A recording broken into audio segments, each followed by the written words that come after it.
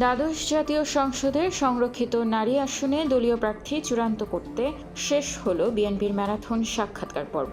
দুদিনে 10টি বিভাগের প্রায় 900 মনোনয়ন প্রত্যাশীর যোগ্যতা ও রাজনৈতিক ত্যাগ যাচাই করল দলের পার্লামেন্টারিয়ান বোর্ড।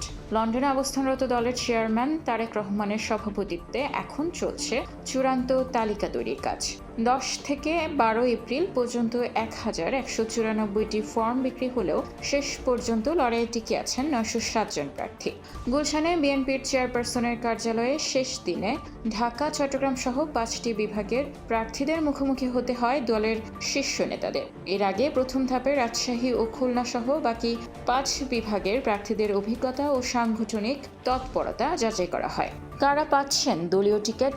দলের জ্যেষ্ঠ যুগ্ম মহাসচিব রুহুল কবির রিজভী জানিয়েছেন, 17 বছরের আন্দোলন, সংগ্রাম, জেল জুলুম আর রাজপথে যারা আপোষহীন ছিলেন তাদেরই অগ্রাধিকার দেওয়া হবে। স্থায়ী কমিটির সদস্য ইকবাল হাসান মাহমুদ টুকু জানিয়েছেন, অভিজ্ঞ ও নবীনদের সমন্বয়ে গঠন করা হবে এই তালিকা।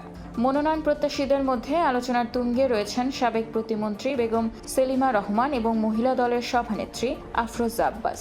আলোচনায় আছেন নিপুণ রায়চৌধুরী এবং গুম হওয়া পরিবারের সংগঠন মায়ের ডাকের সানজিদা ইসলাম তুলিও।